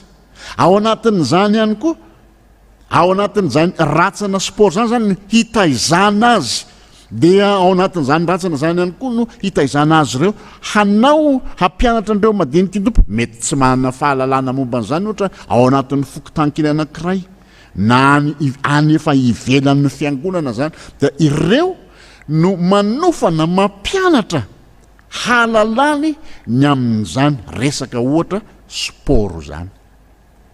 Tena fitoriana ny filazantsara zany, mampianatra andreo madiniky ny tompo ireo zany. Ohatra, azo resahana ihany koa ny zaitra, azo resahana zany. Satria tsy hoary ahihira daholo izy aho teo lay ao anatin'ilay chorale, lay ao anatin'ilay fikambanana, fa manana fanomezam-pahasoavana amin'ny zaitra ndray koa izy. Dia izany zaitra zany no ampianarana, ampiofanan'ny olona, hampitombo ny olona, hampitombo ny fivoarany ny toe-kareny kely ao aminy ao zany. Dia hitatsika araka an'izany fa tena mampitombo ny fanomezam-pahasoavana ao aminy zany. Raha lazaina dia zao, lay sampana zany dia mampiasa ny talentany hananany olona fampivoarana, hampivoatra ny fiainan'ny olona hafa ihany koa. Fa ny amintsika kehitriny dia izao, ndao fa hoentina ambavaka zany, zay ihany dia mijanona eo. Hoentina ambavaka ianao amin'izay zavatra zay. Tsara marina ny milaza manao hoe entina ambavaka izany. Tsara zany. Fa entina ambavaka miampy asa izany rehetra izany. Anisan'ny zavatra zay tena andrasana amintsika fiangonana zany, raha lazaina dia ny amin'ny fampandraisana anjara ny kristianina rehetra handray anjara amin'ny asan'ny fiangonana. Dia amin'izay fandraisany anjara ny asan'ny fiangonana zay, dia tanteraka mihitsy ilay tenin'ny tompo amin'ny mampanompo mahatoky anao. Zay raha lazaiko tsotra sy fohy momba ny aminy hoe io sampana ao amin'ny fiangonana io. Fa ao amin'ny sampandraraha ihany koa, zay tokony ho jerevantsika kristianina, ny mahafanana antsika kristianina azy. Fa anisan'ny manany maizy azy atsika isika Fiangonana Loterana-Malagasy ny amin'ny fananana an'izany sampandraraha zany, dia ny mampalahelo antsika dia ny tsy fananatsika ny toe-tsaina zay fizaka manana. Inona tena ho tenenina amin'izany? Atsika io sampandraraha io fa tsy atao hoe io dia noforon'ny missionnaire tamin'izao fotoana tamin'ny taona ria dia rehefa noforon'ny missionnaire tamin'izany izy dia amin'izao fotoana zao missionnaire no mamelona azy tsy marina zany fa tena efa eo ampelantanantsika natolotra eo ampelantanantsika manampy kely fotsiny sisa ny mpiara-miasa raha ohatra ka zay ny ilazana azy ka tena hilaza amintsika zany manao hoe tokony hanana fomba fisainana amin'izany hoe fizakamanana izany isika tsirairay avy asa raha mahamenatra atsika tsy tokony hamenatra atsika ve zany hoe ohatra manofana pastora ny Fiangonana Loterana-Malagasy mampianatra pastora any amin'ny SPBM any amin'ny séminaire théologique par-temps Loterana zany dia rehefa mianatra any izy dia miandro bourse avy aiza no andrasany bourse avy any ivelany avy amin'ny vazaha nefa fanananao Fiangonana Loterana-Malagasy zany miakatra ao amin'ny saritra indray izy dia hitatsika araka an'izany fa izao miandro ny bourse mbola bourse ny avy any ivelany ihany koa no andrasatsika amin'ny hampiofanana ny zanatsika amin'ny pastora azy asa raha tsarotsika zany hoe ahoana zany adiditsika fiangonana manoloana an'izany asa lehibe atsika fiangonana zany aleo tena asorona ao anatin'ny saitsika mihitsy zany manao hoe anazy io fa andao atao ampidirina anatin'ny saitsika manao hoe atsika io sapandraraha io za zao maheno filazana zao fa amin'ny sapandraraha anankiray zay ananatsika Fiangonana Loterana-Malagasy dia misy sapandraraha anankiray any tsy olazaiko ny anarany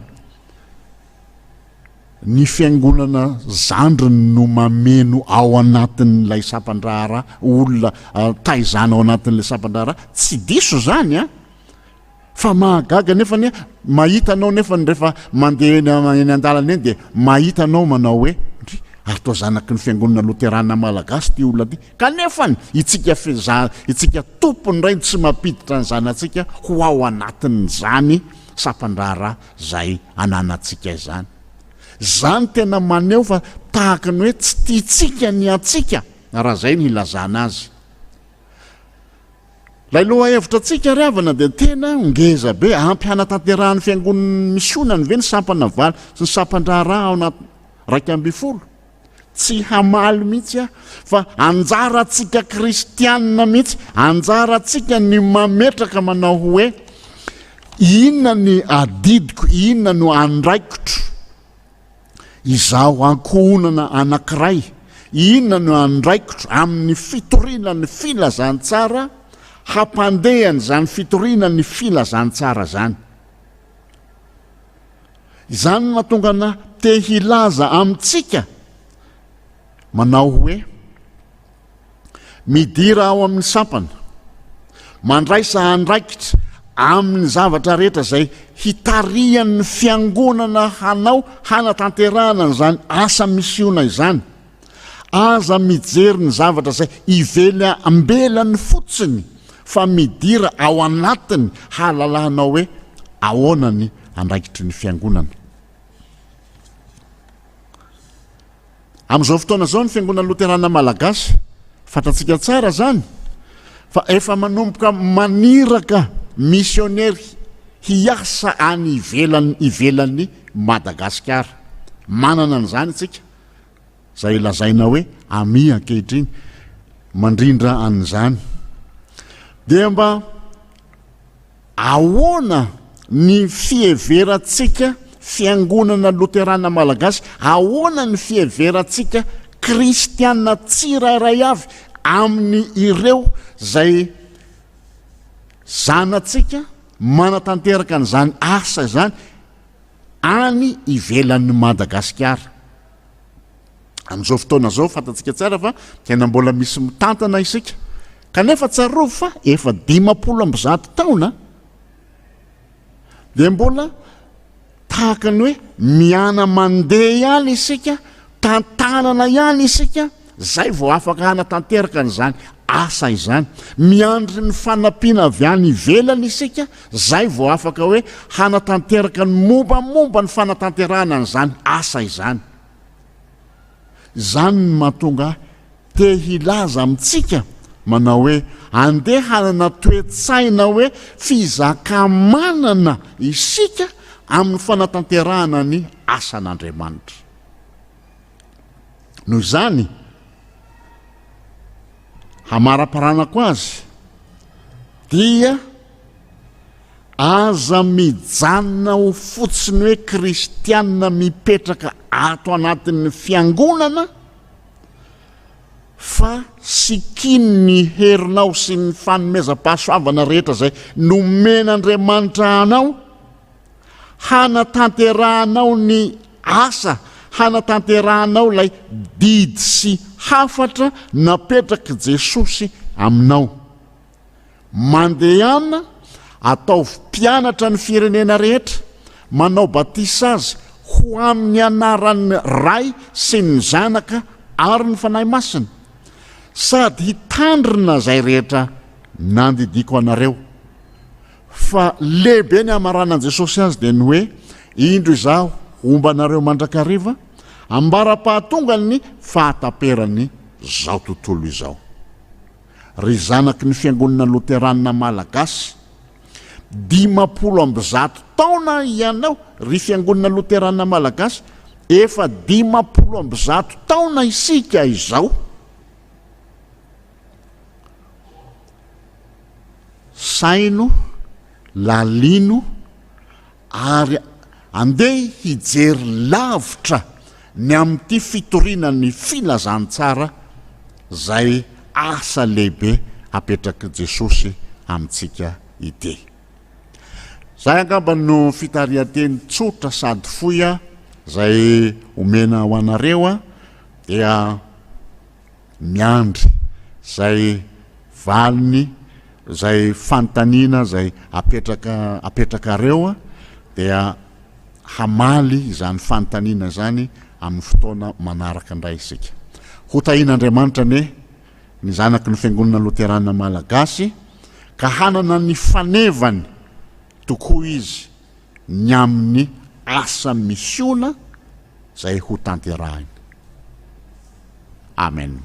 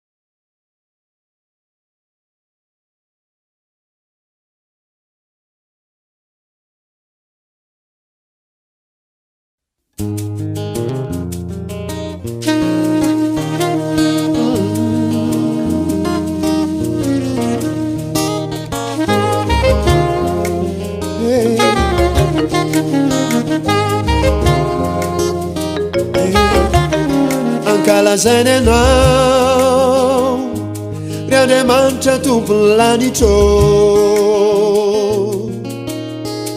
zao rehetra zao manambara ny atsaranao sy ny alehiben'ny asanao. Izay asany tananao no indreto miara-mideranao. Lay fiderana ny santarina tety ho tohizana rehefa tonga ry.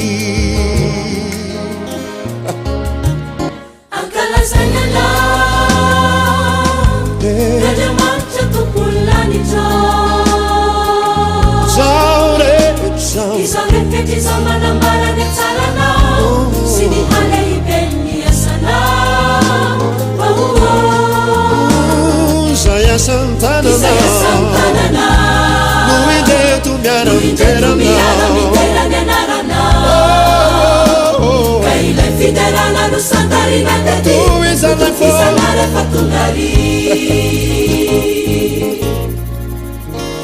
sesosare tikunyanilana e sesosare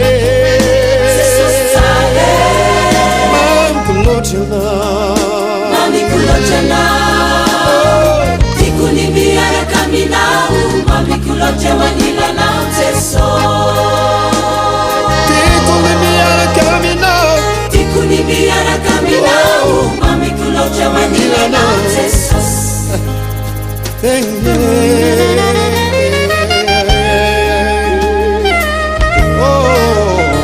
ankalazany anao diadamanitra tompolanitro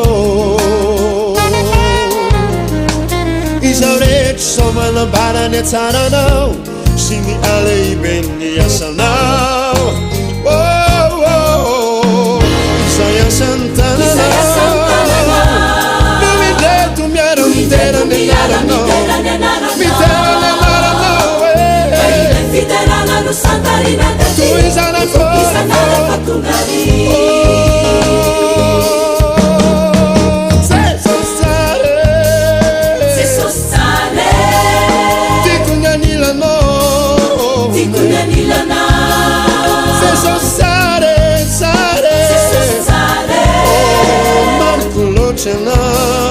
mamikulochana tikuni miaraka minao mamikuloche wanilanao Jeso tikuni miaraka minao mamikuloche wanilanao Jeso amarana urekera tandia ambarana urerantani tupusa imanzakale hibe isorete chisomyara mankalazana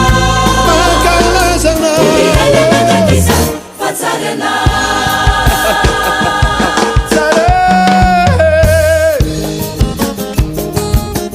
sumaisy lazaina erany zao tontolo zao Jesosy ny fahatsaranao ianao le nanjao ny toera monahitrao hoanay famonjenanay tsara ka de misaotra sesosare tikunyanilana sesosare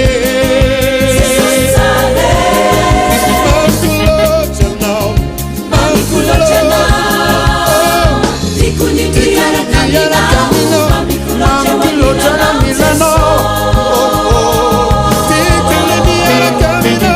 tikuni miaraka minao mamikuloche wanilanao Jeso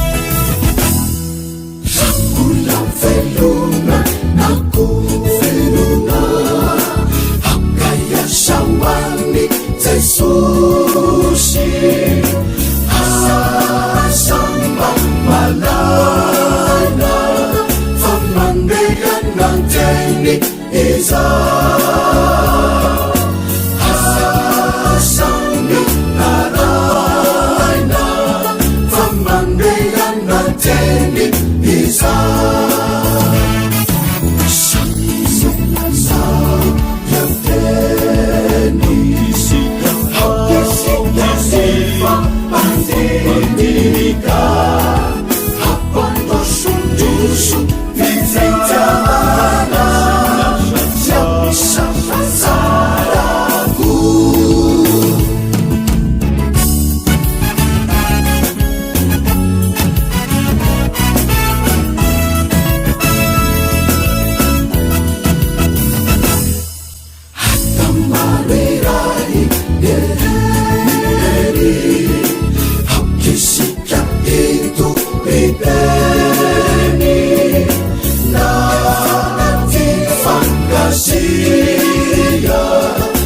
Fisanino pianatri Kristi na fialasia Fisanino pianatri Kristi